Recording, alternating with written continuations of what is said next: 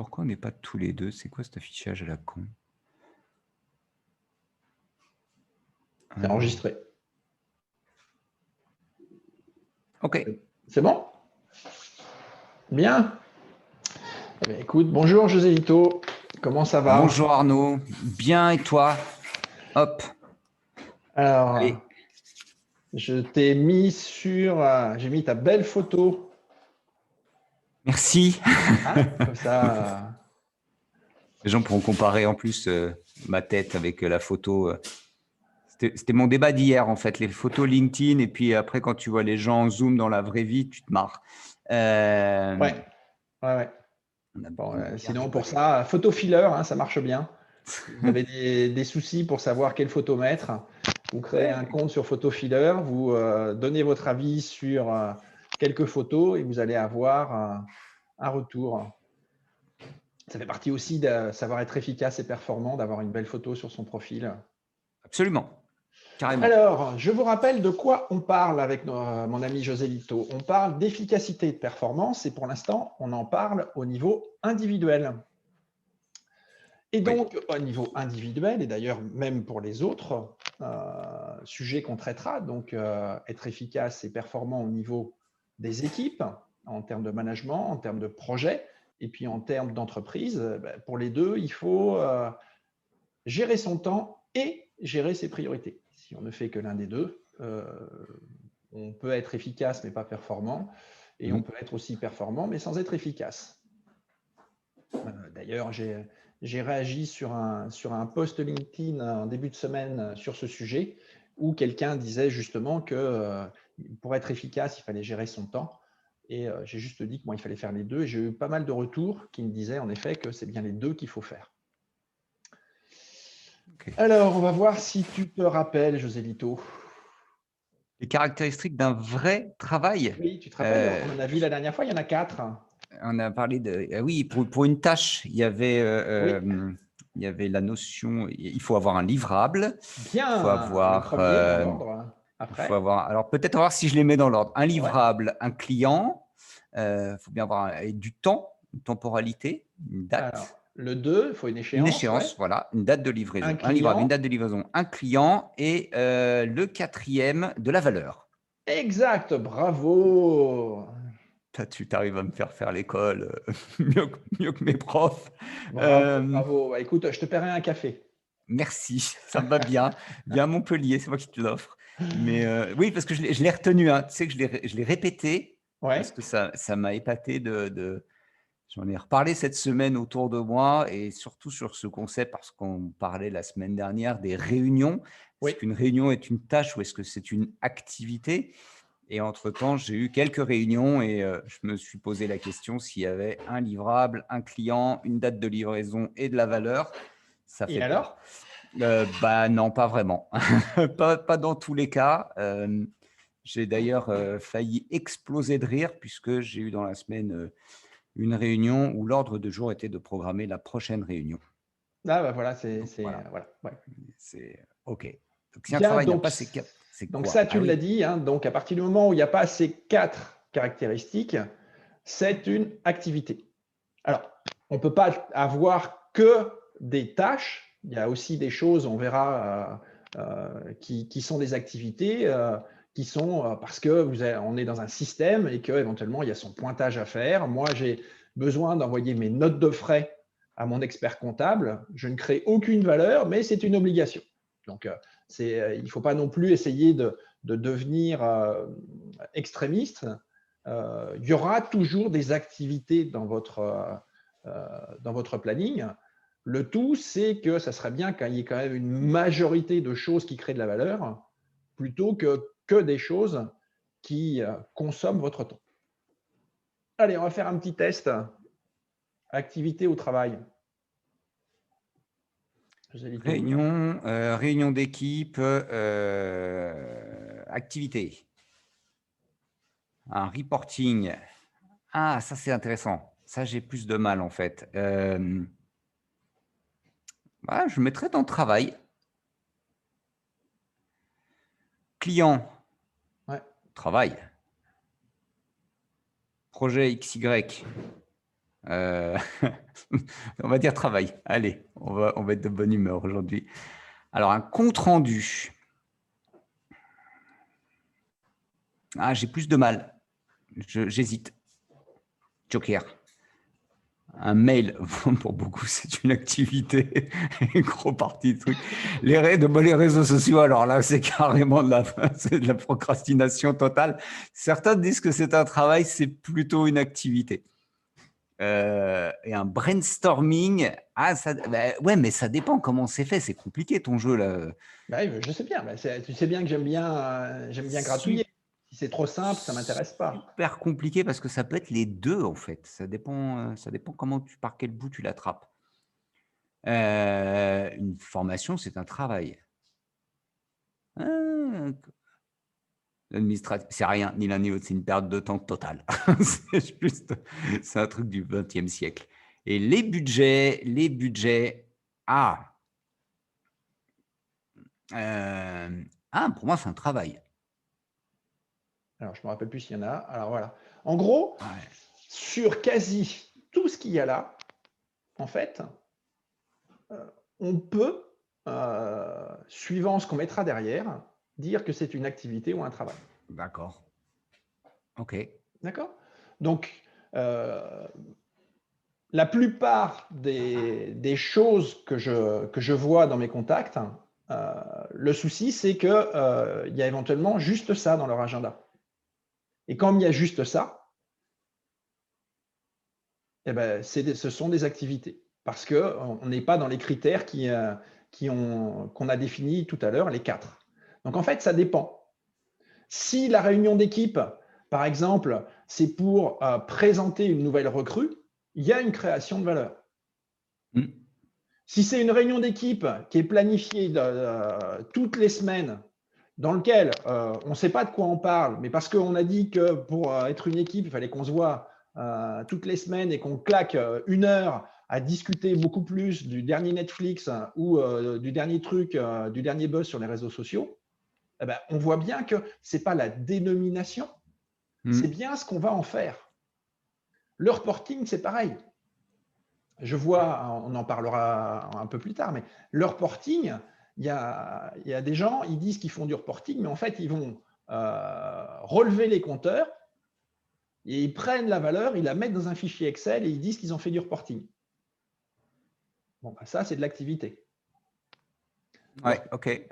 Il est là pour aller collecter des informations, en faire une analyse et émettre des suggestions, au moins 2, parce que s'il n'y en a qu'une, il n'y a qu'à la faire, mais au moins 2 avec avantages, inconvénients, et dire que sur la base de ce que j'ai collecté et de l'analyse que j'ai faite, c'est plutôt la première que je ferai parce que ça. Et là, on passe d'une activité qui consiste juste à aller relever les compteurs à quelque chose qui va créer de la valeur. Pareil, le client Acme, c'est quoi?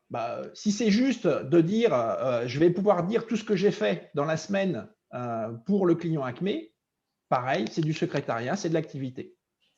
Par contre, si je pilote le compte Acme et que j'ai défini des objectifs, etc., et que j'ai dit que j'ai contacté toutes les filiales d'Acme en France, etc., et que j'ai déjà réussi à avoir 5 rendez-vous, etc., là, on passe d'une activité à un travail.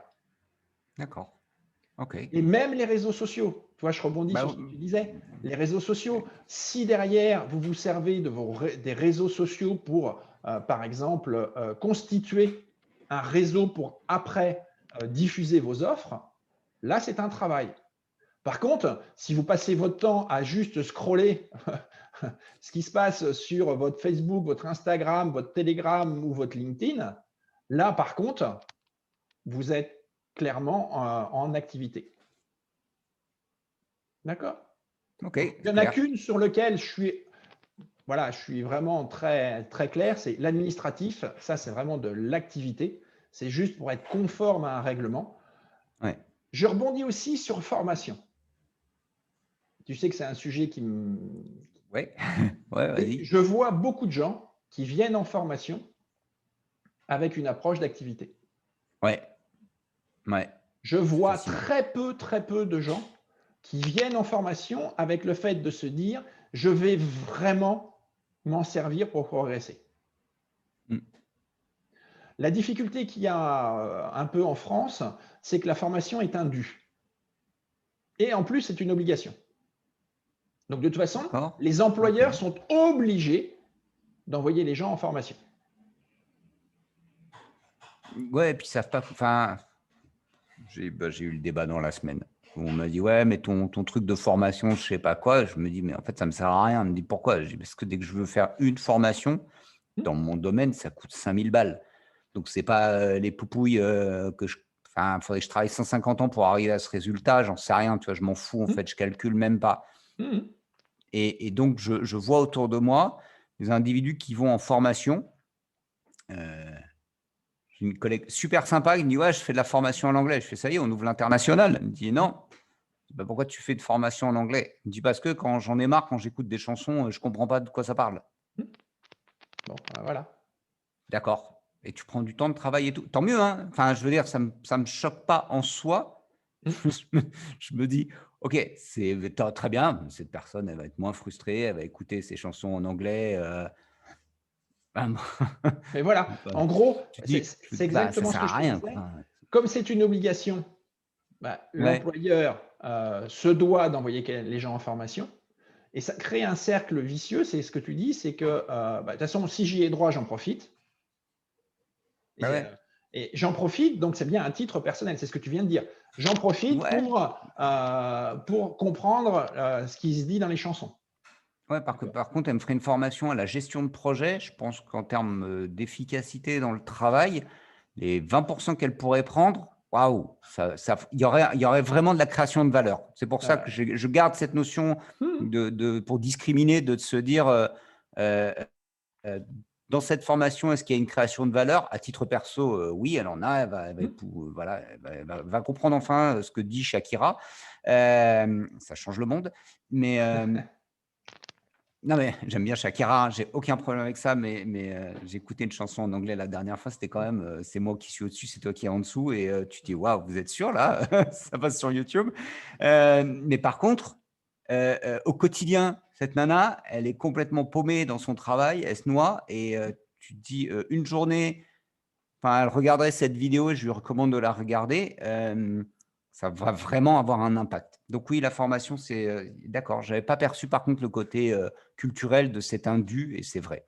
Oui, et en fait, pour vraiment clore le sujet, dans les formations, ce que j'ai aussi, c'est oui, mais tu comprends, quand on a besoin d'une formation, il faut qu'on prévienne 1 an à l'avance que les plans de formation dans les entreprises, etc., etc. Donc, on voit bien que là, on est vraiment dans une obligation de résultat, qu'on ne cherche pas à créer de la valeur, d'ailleurs, ni pour le salarié, parce que quand il a besoin d'une formation, on lui dit tu l'auras dans 1 an.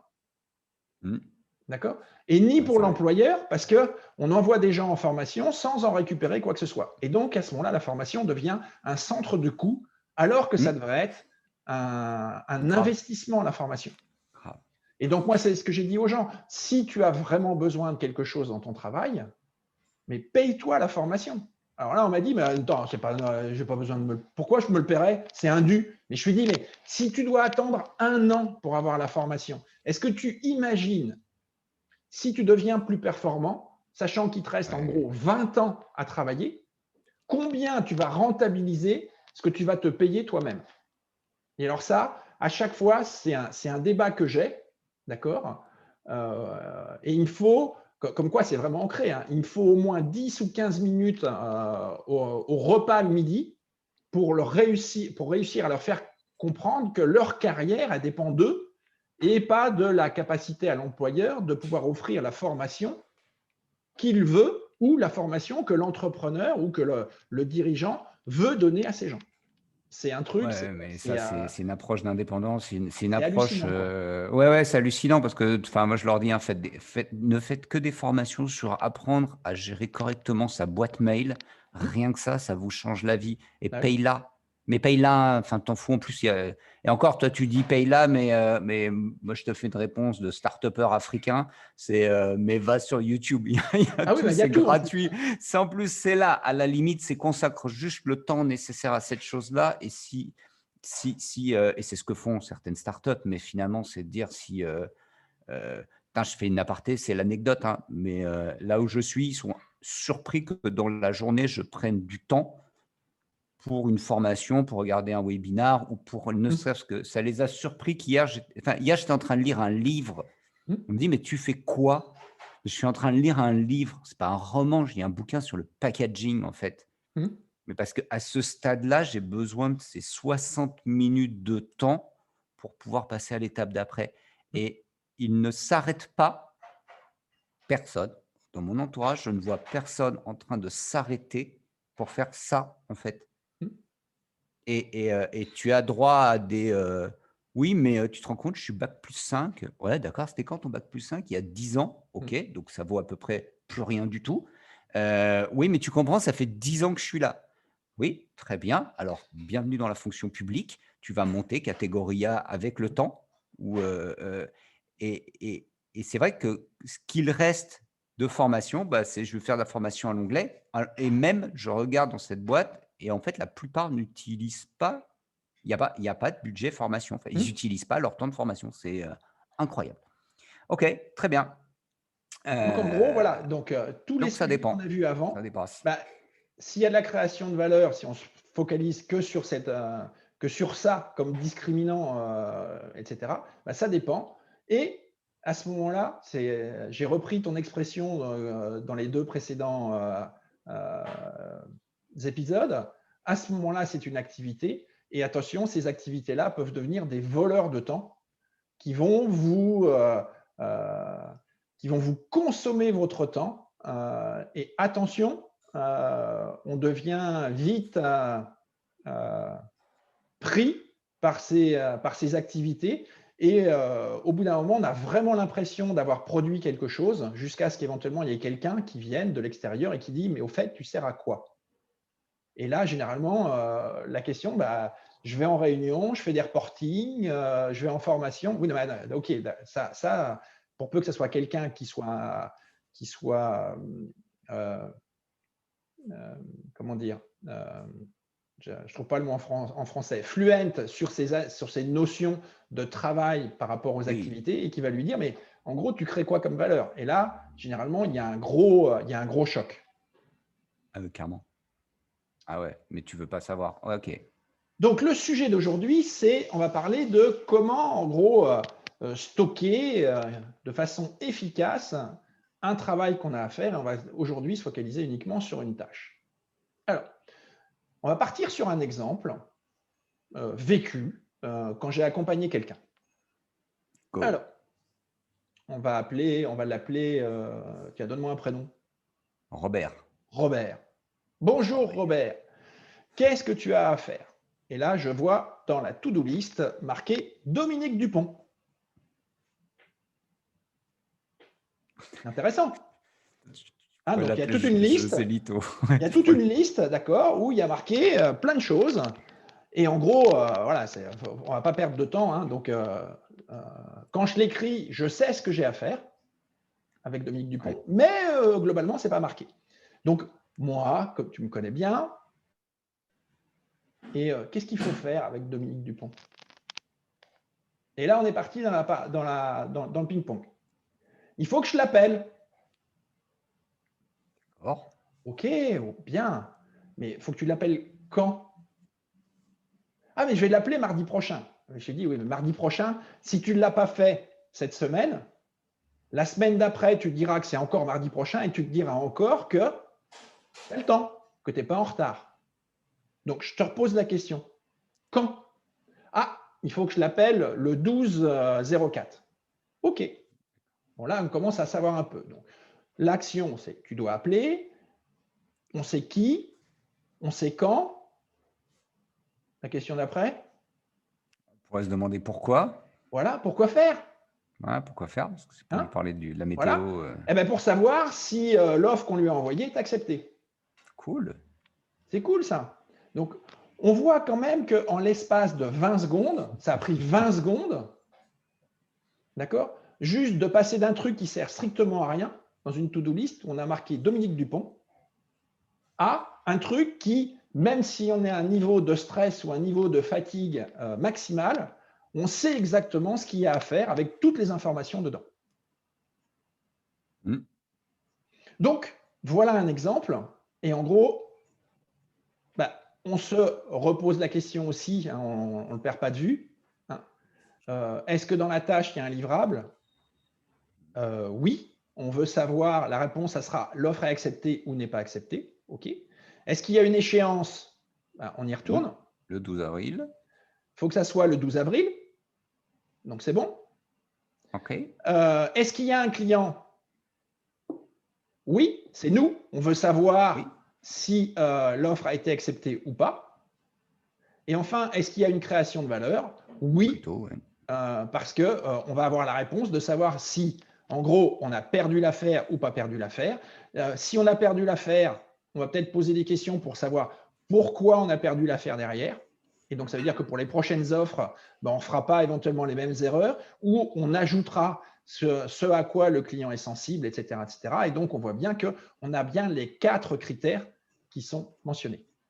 Donc, en bon ingénieur que je suis, je vous ai préparé, en gros, comment ça doit se rédiger. Alors, verbe d'action qui s'applique à un complément pour une date d'échéance, pour obtenir soit un livrable ou afin de créer de la valeur. Voilà, c'est un espèce de truc générique. D'accord? Alors, je dis tout de suite que gérer, manager ne sont pas des verbes d'action. Piloter, c'en est un. Appeler, c'en est un. Rédiger, c'en est un. D'accord? OK. Donc, gérer et manager, les mots qu'on trouve le plus dans les entreprises, ça n'est absolument pas des verbes d'action. Ce sont des verbes qui vont entraîner quoi? Qui vont entraîner une activité. C'est comme aller en réunion. Ce n'est pas un verbe d'action. Oui, bah ouais. Qu'est-ce que tu fais? Je veux gérer ma boîte mail. Super, félicitations. Voilà. Ouais, mais c'est vrai qu'en plus, au moment où tu le dis, c'est classique. OK. Ah oui, voilà. Donc, l'exemple, je l'ai repris, d'accord? Je l'ai changé un Et tout là, on y petit a. peu, histoire de OK. voir si tu suis. Hein. Avant, c'était pour savoir si on avait l'offre. Là, j'ai changé le truc et j'ai remis les couleurs. Donc, appeler le verbe d'action. Le complément qui s'applique par rapport au verbe d'action, c'est appeler Dominique Dupont. Quand pour le 13, donc ça a changé, avant c'était le 12. Et là, c'est pour savoir quoi? Pour savoir s'il passe la commande. Donc, on a bien les 4 éléments. C'est clair? Très clair. Bien. Eh ben, vas-y, Josito. Allez, on y va. Vas-y, t'en prends une de chez toi. J'en ai une, 18h, Sandrine. Et tu commences d'abord par nous dire comment tu l'as en tête et après comment tu la transformes. C'est pas compliqué, je l'ai dans mon agenda. Parce qu'aujourd'hui, j'ai un truc. Je vais te lire mon agenda. Hein. Donc, 10h, Julien Fontaine, 11h, 12h, José Lito Arnaud, 13h30, 13h55. Questions et réponses, Google Shopping et gestion des opportunités. Donc là, on sent qu'il y a du Philippe Larcher, c'est un petit peu mieux. 14h, 14h50, qu'est-ce que tu as foutu cette semaine? Girard et les losers. 15h, rendez-vous à la Banque Postale. Et 18h, Sandrine Boesch. Donc, tu vois, j'ai fait mon Robert. Alors maintenant, si je te fais l'autre version… Ouais, tiens, je te remets même le truc au cas où. Ouais, donc c'était finalement… Alors, je vais commencer par la fin. C'est appeler Sandrine Boesch aujourd'hui à 18h pour son heure de coaching autour de son site e-commerce. À 15h, c'est rendez-vous à la Banque Postale. Donc, aujourd'hui, à 15h, pour aller signer un prêt immobilier. Donc, c'est beaucoup de valeur pour la Banque Postale aujourd'hui. Bonjour. Nous, là, José Lito, tu vois, j'ai José Lito Arnaud, alors que finalement, c'est enregistrer un podcast avec Arnaud à 11h. Pour parler de la gestion du temps et de l'efficacité. Et tu te dis, waouh, tout mon agenda, il est comme ça, en fait, systématiquement. Ah ouais, voilà. Et je prends le reste, franchement, j'ai Visio, machin, Quetch, voilà. Je ne sais pas, j'ai un truc cybersécurité, mais finalement, je ne sais pas ce que c'est. Je me doute que c'est un webinar ou un truc dans le genre. Je n'ai pas un seul truc dans mon agenda qui me dit voilà ce qu'il faut faire. Et encore, là, tu es parti de ton agenda. C'est-à-dire que tu as déjà bloqué du temps ou des gens ont déjà bloqué ton temps. Là, dans l'approche, c'était juste de dire éventuellement qu'est-ce que j'ai à faire.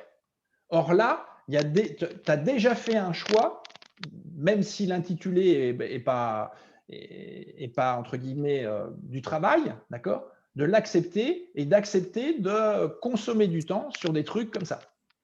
D'accord.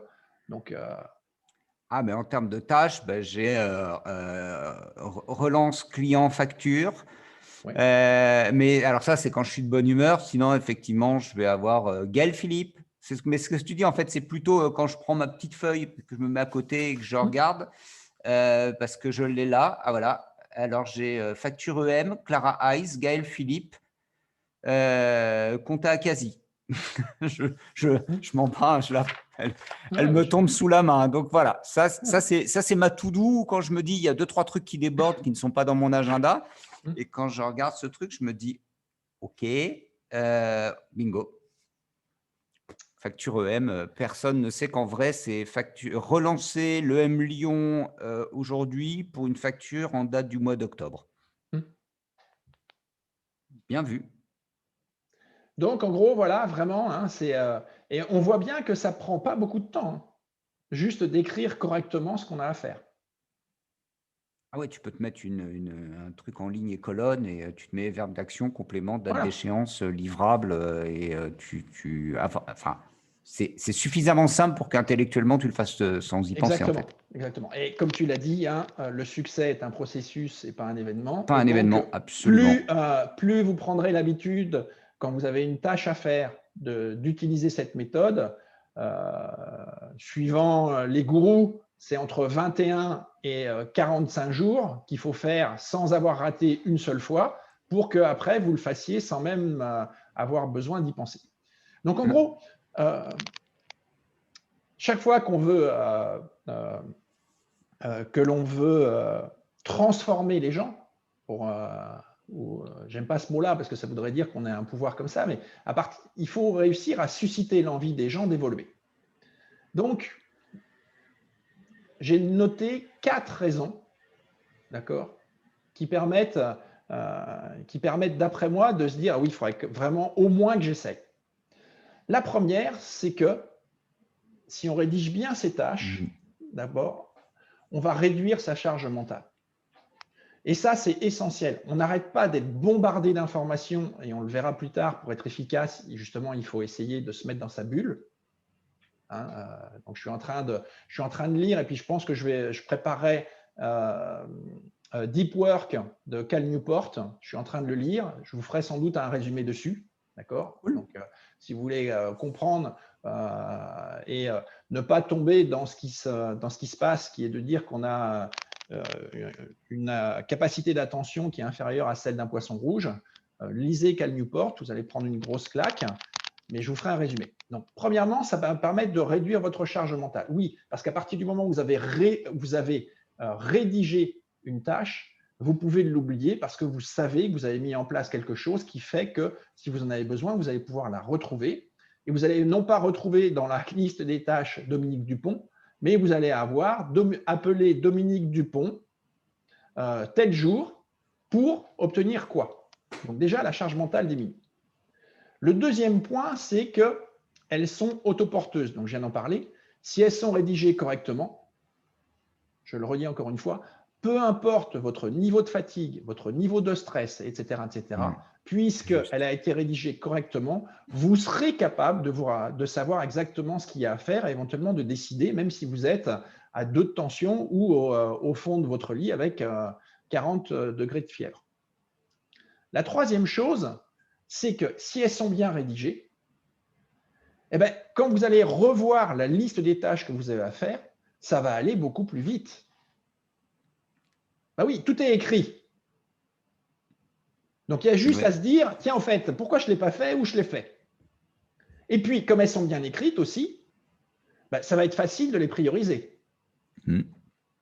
Parce que dans la liste, quand il y a Dominique Dupont, Germaine Blanchu et puis Philippe Larcher, bon, on sait que la priorité, ça sera Philippe Larcher, nous, Joselito. Mais pour ceux qui ne le connaissent pas, comment on va faire pour savoir qui il faut appeler en premier? Si on ne sait pas d'abord quand, et si on ne sait pas pourquoi on doit les appeler. Et une dernière chose qui est super importante, que les gens ont tendance à considérablement oublier, c'est que ça va faciliter la délégation. Oui. C'est que si cette tâche n'est pas prioritaire, mais qu'elle est urgente, ça va être super facile de la déléguer. Parce qu'il y a toutes les informations dans l'intitulé. Carrément. Si Dominique Dupont, je ne peux pas l'appeler, et que je dis juste, écoute, t'appelles Dominique Dupont, forcément, ça va mal se passer. Alors que si j'ai marqué tout ce que j'ai dit tout à l'heure, je vais pouvoir te dire, Joselito, il faut que tu appelles Dominique Dupont. Donc éventuellement, si tu n'as pas le numéro, ça viendra après, mais on pourrait rajouter le numéro de téléphone dedans pour éviter d'avoir à le rechercher si on a une urgence. D'accord? Et je vais pouvoir te dire, il faut que tu appelles Dominique Dupont à tel numéro ce jour-là pour savoir s'il a passé la commande ou pas. Et donc, la délégation, elle est super facile. Comparé à, il faut que tu appelles Dominique Dupont. Et au fait, pourquoi? Écoute, attends, il faut que j'aille voir. Et puis, écoute, je pense qu'il faudrait que tu le fasses rapidement parce que je ne me rappelle plus exactement quand est-ce qu'il fallait l'appeler, etc., etc. Et là, c'est foutu, quoi. D'accord? Donc, 4 raisons pour rédiger correctement ces tâches. Réduire sa charge mentale, qu'elle soit autoporteuse pour que vous puissiez comprendre ce qu'il y a à faire, quel que soit votre niveau de QI. Faciliter la revue et la priorisation et faciliter aussi la délégation. Et généralement, à ce moment-là, qu'est-ce qu'on dit? Oh là là, mais c'est pas possible, ça prend du temps de faire tout ça. Bon, ok, d'accord, ça prend du temps. Maintenant, on va regarder 2-3 points quand même. Et combien de temps et de stress ça vous prend de se rappeler de ce qu'il fallait faire vraiment? D'accord?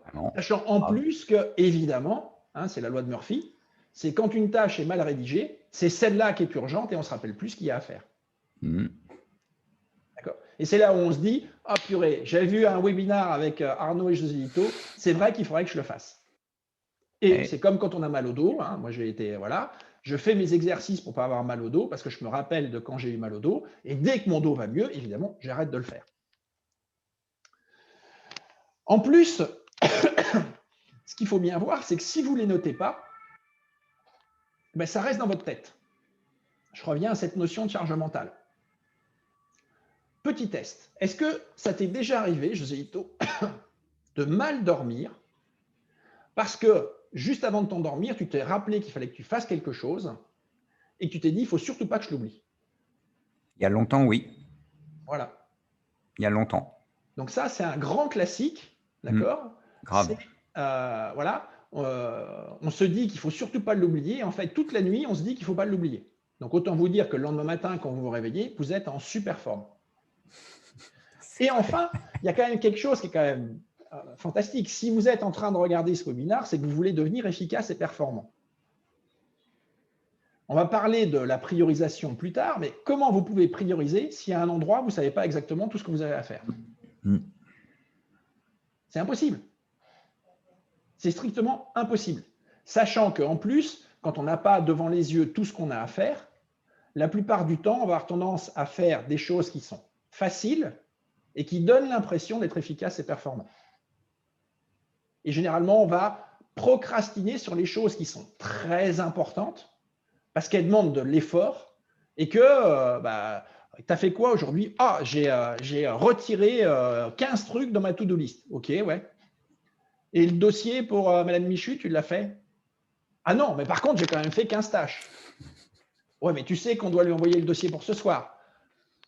Ah ouais, mais j'ai quand même fait 15 tâches. Et là, on voit bien deux profils. Quelqu'un qui est orienté résultat, donc travail, par rapport à quelqu'un qui est orienté moyen et qui est activité, et je consomme mon temps et je le consomme. Regarde, je peux te dire tout ce que j'ai fait. Hein. Bon, ça ne sert à rien, mais, enfin du moins, c'est pas que ça sert à rien, c'est pas ce qui crée le plus de valeur. Et donc, s'il n'y a pas toute la liste des tâches, forcément, prioriser, ça devient impossible. Donc, par rapport à tout ça, une petite astuce qui est connue, c'est pour gagner du temps et limiter le nombre de tâches. Ah oui, on veut être efficace et performant. Donc, il y a quand même quelques petites astuces qui peuvent gagner du temps. Tu connais la règle des 2 minutes? Du tout. Ah bah écoute, cadeau. La règle des 2 minutes, elle dit quoi? Elle dit, si à un moment tu es interrompu et qu'on te demande de faire quelque chose et que ça prend moins de 2 minutes, tu le fais tout de suite. Parce que le simple fait de l'écrire, de le mettre dans la to-do list et de le relire plus tard, au moins 1 fois, 2 fois, 3 fois, surtout si tu ne l'as pas bien écrit et te rappeler ce que c'est, d'accord? Ben à ce moment-là, fais-le tout de suite. Donc, typiquement, voilà, je t'appelle, José Lito, j'ai besoin du document dont tu m'avais parlé la dernière fois, etc., etc. Tu sais exactement où il est. Envoie-le-moi tout de suite. Remplis pas ta to-do list. D'accord?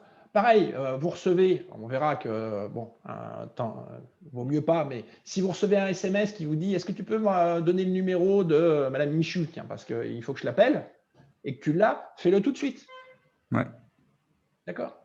Parce que sinon, ça va, soit si tu ne le notes pas, tu vas l'oublier, soit derrière, ça va rester dans ta tête et on revient sur le fait que tu vas mal dormir. Ça veut dire aussi qu'éventuellement, si tu étais en train de faire quelque chose de très important, d'accord? Tu ne vas pas avoir 100% de tes capacités intellectuelles qui vont être concentrées sur le truc important. Il va y avoir au moins 20% qui vont rester à « N'oublie pas d'envoyer le numéro de Madame Michu-Arnaud. N'oublie pas d'envoyer le numéro de Madame Michu-Arnaud. » D'accord? Donc, cette règle des 2 minutes, voilà, quand on vous demande de faire quelque chose, même si vous étiez en train de faire quelque chose de très important et qu'il y a une interruption qui va venir, si ça vous coûte que 2 minutes, débarrassez-vous-en pour pouvoir repartir en travail profond sur ce que vous étiez en train de faire. Et sinon, on l'a déjà dit, hein, voilà, retirez toutes les notifications quand vous travaillez sur quelque chose de vraiment important. Le monde peut tourner sans vous si vous disparaissez des réseaux et de ne pas être joignable pendant 2 heures. Bien, donc ça, c'était le premier niveau. Alors, on peut aller un peu plus loin. D'accord? C'est-à-dire qu'à une tâche, on peut lui ajouter d'autres attributs, d'autres caractéristiques, qui sont, par exemple, le temps estimé. Combien de temps il me faut pour faire cette tâche-là? On verra, on va le voir dans d'autres épisodes, comment on peut faire pour essayer de renforcer, je dirais, la pertinence des estimations des temps. D'accord? Le deuxième point, ce sont les ressources dont vous avez besoin. Qu'est-ce que j'entends par ressources? J'entends par exemple l'accès à Internet. Être obligé de travailler sur son PC ou son Mac. Être avec son smartphone. Avoir les documents, toutes les datas, avant de pouvoir commencer la tâche. Donc, on voit déjà des choses comme ça. Et un troisième point qui est essentiel, c'est l'énergie nécessaire. Est-ce que cette tâche, je dois être au top du top? Est-ce que cette tâche, je peux être juste moyen? Ou est-ce que cette tâche, je peux la faire même quand je suis à la ramasse?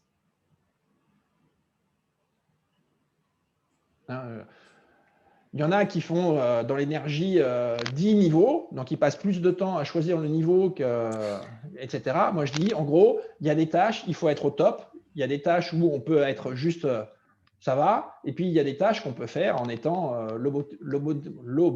lobotomisé. Voilà, j'y arrive. D'accord? Carrément.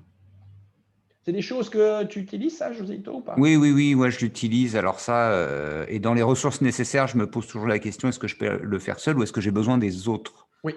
Ce qui va aussi impacter le temps estimé, etc. J'ai eu le débat pas plus tard que lundi en équipe sur non, mais ça, c'est bon, ça prend 30 minutes. Et au bout de 2 minutes de conversation, c'était ouais, peut-être tu as raison, peut-être 1 heure. Comme j'étais de bonne humeur, j'aurais dit allez, on met un petit 45 minutes. parce que tout n'était pas calculé, le temps nécessaire de solliciter les autres. Et ce que tu évoques, moi, ça me permet d'évaluer l'impact. Je pose toujours la question d'effectivement, si ça me prend pas beaucoup de temps, pas beaucoup de ressources, pas beaucoup d'énergie et que ça va vraiment changer les choses, que c'est à fort impact, ça me permet de le prioriser. Exactement. Et je ne mets pas de 1 à 10 en fait. Alors ça dépend. Alors, il y a des questions d'outils, mais même mentalement, c'est plus des curseurs que je balaye. Je ne cherche pas à savoir si je suis à 4, à 2 ou à 6, je m'en fous. Je dis, ouais, c'est plutôt là ou c'est plutôt là. Allez, hop. Ça, là, ce point-là, ça a changé ma vie, vraiment. Il y a, comme tu disais aussi, pour la charge mentale de s'endormir en se disant j'ai pas fait ça, j'ai pas fait ça, j'ai pas fait ça, j'ai pas fait ça, de le noter, de le coucher sur papier, déjà ça m'enlève tout un tas de choses. Et après, parce que ce point que tu évoques là est super important, c'est qu'une fois qu'on a pris l'habitude de mettre sa to-do, d'être un peu plus strict sur la façon dont on va rédiger sa to-do pour que ça rentre bien, vient la question de la priorisation. Ouais. Moi, la règle des 2 minutes, je la voyais, je l'ai vu passer pour la gestion des mails, donc ce que tu évoquais. Donc, ouais, et ça fait vraiment du bien.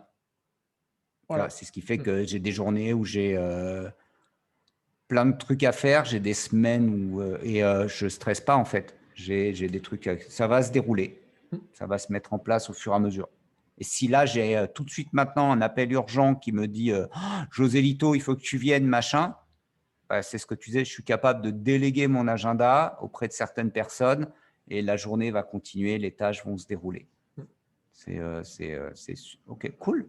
Sur les ressources nécessaires, on verra dans un épisode plus tard. Les ressources nécessaires, c'est les ressources nécessaires pour moi qui ne dépendent que de toi. D'accord, OK. D'accord. Parce qu'à partir du moment où elles dépendent de quelqu'un d'autre, on verra qu'à ce moment-là, ta tâche est un projet. Parce qu'il faut déjà que tu aies récupéré quelque chose auprès des gens pour pouvoir après faire le travail que tu peux faire, soit tout seul, soit avec les autres. OK. D'accord. Donc, en tout cas, un impératif, ça c'est si vous voulez être efficace et performant, donc c'est impératif, la tâche doit pouvoir être effectuée complètement en une seule fois. Si vous avez mis dans votre to-do list une tâche, vous allez être obligé de vous arrêter un moment et la reprendre derrière, ça n'est pas une tâche. D'accord. D'accord. Donc, ça veut dire que le temps estimé doit prendre en compte cette contrainte. Si vous avez tout ce qu'il faut, par exemple, pour rédiger une offre, comme tu es dans le marketing, d'accord, et que, en gros, tu as éventuellement, je sais pas moi, 15 chapitres à faire. La probabilité que tu arrives à faire les 15 chapitres en une seule fois, elle est quasi nulle. D'accord. Donc, à ce moment-là, on va la transformer en un projet, d'accord, et on va dire, je vais faire le premier chapitre. Et là, quand vous commencez, vous terminez ce foutu premier chapitre, puis vous en mettez le deuxième, puis le troisième, puis le quatrième, puis le cinquième. Ça veut dire quoi? Ça veut dire que si s'il y a quelqu'un qui vient avec quelque chose d'urgent, vous pouvez lui dire, écoute, là, tu me laisses encore 10 minutes et je viens. Ouais. Mais au moins, quand vous avez commencé une tâche, vous la terminez. Et en fait, plus la tâche est longue, plus vous allez être en retard, en fait. On le verra plus tard, c'est une des lois, d'accord. C'est pour ça d'ailleurs que tous les projets qui sont sur 3 ou 4 ans ne sont jamais à l'heure. Plus un projet est long, plus il est en retard. Oui, carrément. Ouais. D'accord. Donc ça, c'est vraiment important. Donc 2 choses pour vraiment devenir plus efficace et performant à retenir. On le verra en résumé. La règle des 2 minutes et ce truc-là. Quand vous écrivez une tâche, il faut vous poser la question, est-ce que je peux raisonnablement penser que j'arriverai à la faire en une seule fois? Si c'est non, à ce moment-là, il faut la couper en morceaux. OK, et donc c'est un projet. Et à ce moment-là, ça devient un projet. C'est-à-dire que l'offre, c'est rédiger l'offre, c'est un projet, et à l'intérieur, il y aura éventuellement collecter les données, faire le premier chapitre, le deuxième, le troisième, jusqu'au 15e, et puis après le 15e, c'est revoir la cohérence du document complet. etc., voire après faire valider l'offre auprès de qui va bien avant de pouvoir l'envoyer. Et on voit qu'il y a plein de petites choses. Et par contre, ça correspond un peu à cette image, c'est quand vous avez quelque chose de gros à faire, commencez par faire des petites choses. Parce que c'est les Américains qui disent ça, quand il faut manger un éléphant, c'est plus facile de se dire je vais en croquer une bouchée tous les matins que de se dire je vais le manger en une seule fois. Et en plus, si vous commencez à manger l'éléphant, d'accord, à un moment, vous allez saturer et vous n'aurez pas l'impression d'avoir réussi quelque chose, parce que votre objectif, c'est de le manger en entier. Alors que si tous les matins, vous dites j'en prends une bouchée et que vous avez pris cette bouchée, peut-être qu'il reste encore 99% de l'éléphant à boulotter, mais au moins, les 1%, ils ont été faits. Et donc, vous pouvez vous dire, les 1%, je les ai faits. Et 1% tous les jours, croyez-moi, vous allez créer de la valeur plutôt que rien tout le temps. Donc, ce truc-là, c'est vraiment important. Hein. Quand vous écrivez une tâche dans votre to-do list, il faut qu'elle puisse être réalisée en une seule fois. D'accord. Pas d'interruption. Et donc, c'est ce que je disais. Donc, le cas échéant, décomposer la tâche. Donc, l'intérêt des attributs, parce que ça peut être un peu flou, donc je me suis dit voilà, on va se mettre dans le contexte d'avant le Covid. Tu vas tout de suite voir pourquoi. Oh, on est en train d'attendre un TGV sur le quai. Bon, on va être gentil, c'est juste qu'on est en avance, il n'est pas en retard. D'accord. Et en gros, vous savez que vous avez 10 minutes à attendre. OK. Eh bien, toi qui est efficace et performant, qu'est-ce que tu vas faire? Bonne question. J'ai mon TGV sur le quai, j'ai 10 minutes à attendre. Qu'est-ce que je fais? À l'époque, je fumais une clope, ça c'est foutu.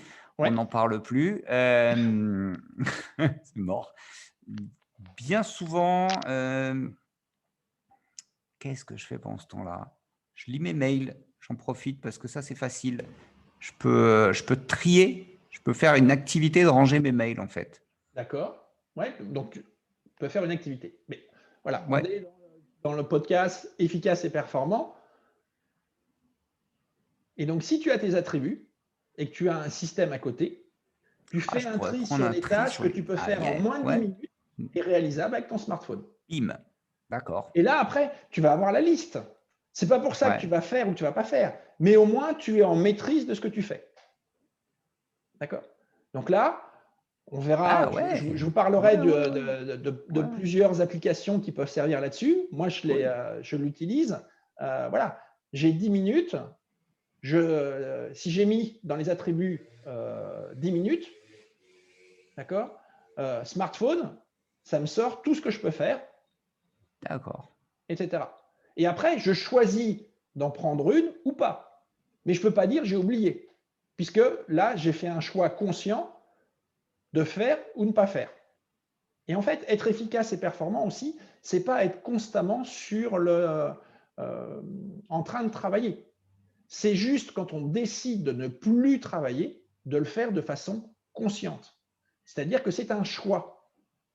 C'est-à-dire qu'on n'a plus un truc qui vient te voler ton temps, c'est que tu as décidé que parce qu'il est 23 heures et que tu as 10 minutes à attendre et que tu as commencé à 8 heures du matin, ça suffit. Ouais, mais tu vois, ce que tu dis là, c'est important parce que ça m'est arrivé à plusieurs reprises et finalement, voilà, allez, un petit tour LinkedIn. Allez, j'ai 10 minutes à attendre le train, j'ai un petit tour de LinkedIn. Okay, donc, je peux très bien décider de faire ça. Et en plus, si tu es un indépendant et que tu fais du business avec ça, pourquoi pas? Mais en y repensant, je me dis, il y a cette question de j'ai 10 minutes, je fais quoi?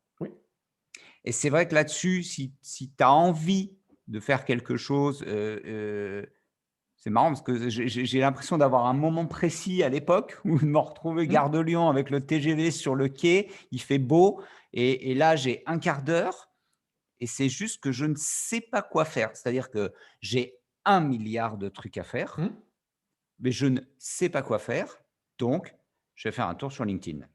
ou je vais lire la presse ou n'importe quoi, ou tu vas jouer à Candy Crush, pourquoi pas. Mais c'est vrai que j'ai pas cette notion-là de « Ah ouais, attends, dans ce temps imparti, qu'est-ce que je peux faire ?» Et Voilà. pourquoi? Parce qu'en fait, je ne saurais pas, parmi l'ensemble des tâches, je ne saurais pas quoi faire à ce moment-là et comment prioriser. Ah cool, good tips. Et en fait, c'est pas parce que tu auras ta liste, d'accord, que tu vas réellement faire quelque chose. Oui, oui, oui, oui. Ça, D'accord? alors Ça veut oui, dire pour que, moi, on est par bien exemple, d'accord. pour reprendre ton exemple, tu es au soleil en train d'attendre ton truc, tu vas peut-être te dire, j'ai regardé, bon, tout compte fait, je vois qu'il n'y a vraiment rien d'urgent.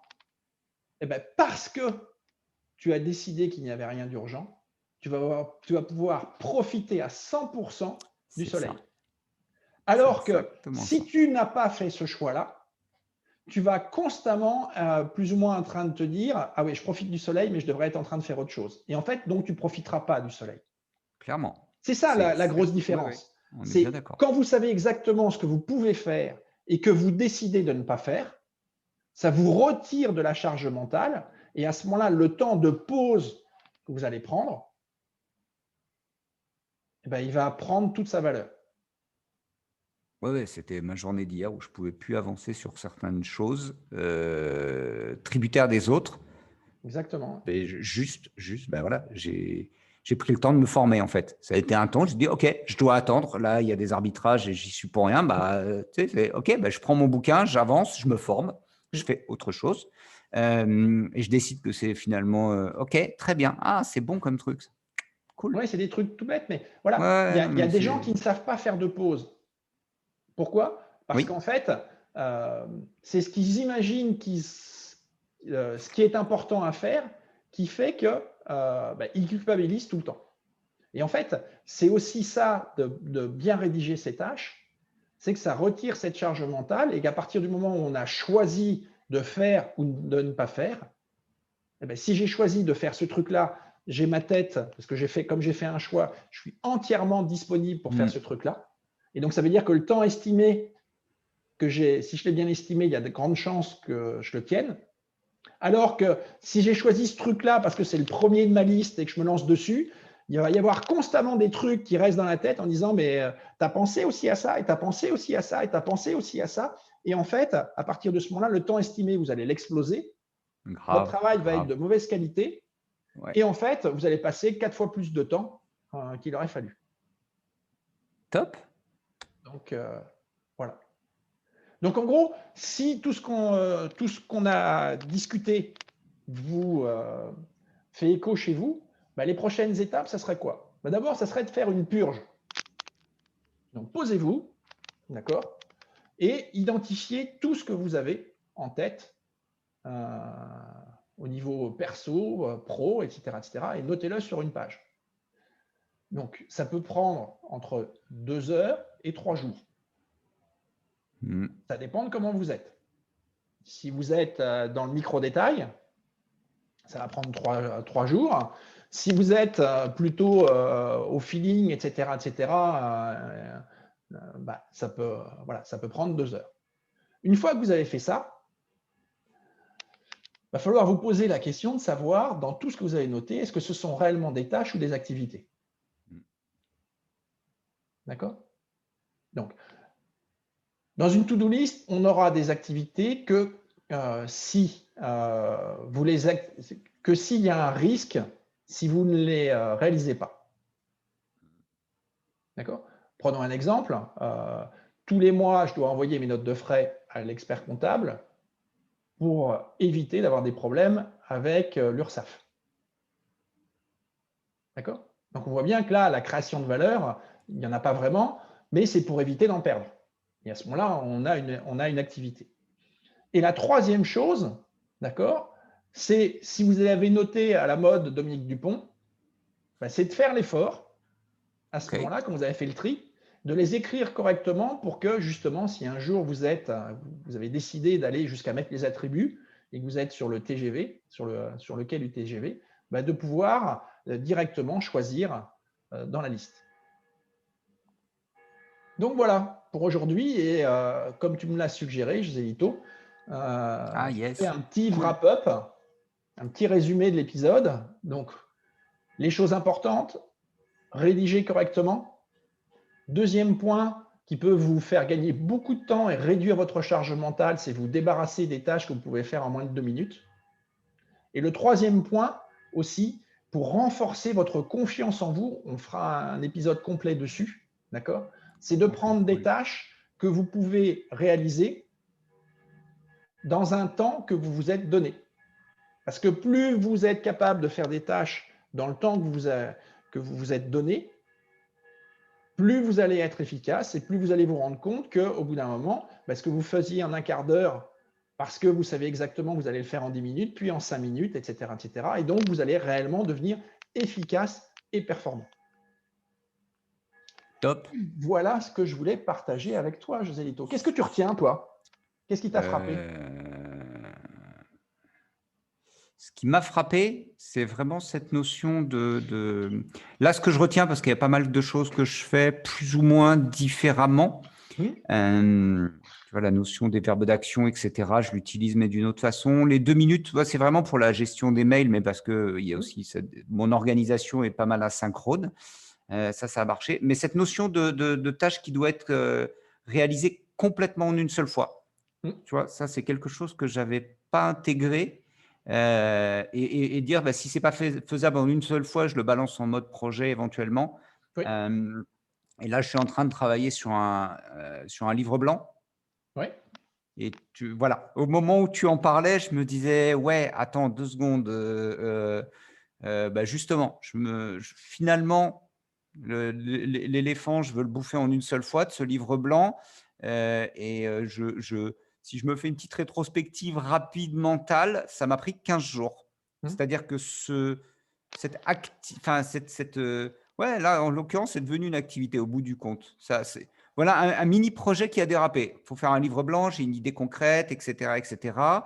Je me dis, c'est bon, le truc, je vais te le torcher dans la journée, on n'en parle plus. Donc, je me suis dit, je le fais en une journée.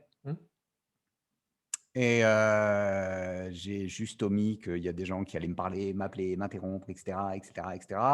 Donc, le lendemain, je me suis dit, merde, j'ai pas fini mon livre blanc. Je me remets dessus. Allez, cette fois, ça va me prendre une demi-journée. Le machin a lamentablement dérapé. Il est posé dans mon bureau. Il n'est toujours pas mis en forme. Et en fait, c'est parce que je l'ai considéré, je l'ai envisagé comme une tâche alors que c'est un projet. Et qu'en plus, il y a un impact parce que j'ai besoin d'autres personnes, d'autres ressources qui ne sont pas que moi. Et le pire, c'est que tu sais que le travail est en cours, tu sais que tu n'es pas performant, et donc, à chaque fois que tu vas vouloir t'y remettre, c'est comme l'épine dans le doigt, quoi. Ah ouais, C'est-à-dire que dès que tu es sur quelque chose, tu oublies que tu as ce truc-là, et dès que tu t'arrêtes, c'est comme quand tu as l'épine dans le doigt où tu te dis, purée, mais il faudrait que je me fasse mal une bonne fois pour toutes pour ne plus avoir jamais mal sur ce truc-là. Et donc, en fait, quand tu n'arrives pas à faire un truc en une seule fois, à chaque fois que tu devras recommencer, ça sera à chaque fois plus dur. Mon bureau fait, pas celui-là, mais chez Bibal, il fait 4,50 m de long. D'accord, c'est un grand bureau tout en longueur. Et en fait, je me suis surpris à réaliser qu'il y a des trucs que je repousse à l'autre bout du bureau au fur et à mesure. Tu sais, c'est le cimetière. C'est là où j'enterre les cadavres discrètement. Et en fait, je regarde le truc et je vois le livre blanc, là, justement, qui s'en va tranquillement à l'autre bout du burlingue. Et je me dis, tiens, on y est. Donc ça, c'est quelque chose que je vais envisager de me dire, attends 2 secondes, qu'est-ce que j'ai dans ma to-do list? Quelles sont les tâches que je dois pouvoir réaliser complètement et je vais les transformer. Et après, le dernier truc, mais qui m'a bien fait marrer, et ça, je ne le réalisais pas, parce que de par mon activité de consultant, où j'étais quand même plutôt solo, ou avec une équipe restreinte, où on est un groupe d'indépendants, donc on est très autonome, on sait travailler ensemble, on a de la synchrone, etc. Là, je me retrouve dans des bureaux avec des collègues, etc., etc. Et c'est vrai que j'avais pas pris en compte toute cette déperdition, en fait. Donc, cette notion de projet de tâche, je vais me la remettre en place. Ça me va très, très bien. Et tu vois, cool.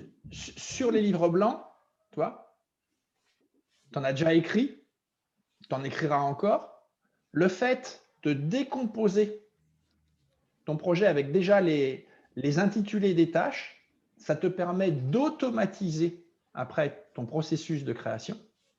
Et en fait, qu'est-ce qui va changer? Ça va être juste le sujet que tu vas traiter qui, sur une tâche, va faire que tu vas le faire éventuellement en 5 minutes ou en 1 heure. Le pire, c'est que j'ai fait des livres blancs à plusieurs. Donc, on était plutôt super processé en disant OK, bon, alors on va d'abord chapitrer, ensuite on découpe qui va faire quoi, ça va passer à l'infographie, ça va faire ça. Et là, cette fois-là, je me suis dit non, mais c'est bon, ce truc-là, c'est bon, je peux le faire tout seul, je suis autonome, ça va être vite fait, bien fait, on n'en parle plus, c'est juste une tâche. Je l'ai mis dans mon outil en plus, et rien du tout, c'est parti complètement en vrille. C'est aussi la notion de c'est pas l'outil qui fait le boulot. Et au moment où je te parle, je pense à mon Jira là, parce que ce que tu disais aussi, je vois en un mois de temps toutes les tâches. Le lundi, je les attrape comme ça, je fais un petit tour rapidos, je me balade dans cet outil-là et je vois tout ce que tout le monde vient te solliciter en disant ouais, il faudrait faire ci, il faudrait faire ça, il faudrait faire machin, il faudrait faire bidule. Et quand tu fais le point, tu dis mais ça, au bout de 30 jours, hein, je peux jeter. Tu devrais le mettre dans la colonne terminée, mais en fait, tu devrais le mettre dans une autre colonne qui s'appelle perte de temps sèche, en fait. Parce que il n'y a rien que le temps puisse résoudre. Il n'y a pas de problème que le temps puisse résoudre, en fait, quand tu regardes. Et ça aussi, c'est un sujet parce que tu parlais de la valeur, c'est un vrai sujet de se dire si tu fais pas l'effort quand tu as une tâche de mesurer son impact et sa valeur, tu te crées de l'activité et en fait pour rien et tu te crées une tonne de stress et de charge mentale. Ça y est, tout le monde est en train d'arriver. C'est là où tu découvres que je travaille dans mon salon en vrai. Ah oui, écoute, moi aussi, j'entends en bas. Merci beaucoup. Top. Voilà. C'était vraiment très, très top. Bon, il manque juste un truc. Hein. Qu'est-ce qui manque? Cette session. Ah non, je l'ai mis sous le tapis tranquillement, celui-là. Oui.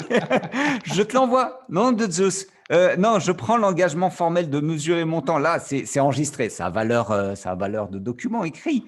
Non, c'est toi-même qui l'a dit. Ça a une énorme différence entre, voilà, c'est les écrits restent, les paroles s'envolent.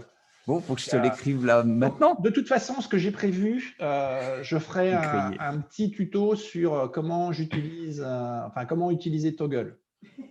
Oui, ça marche.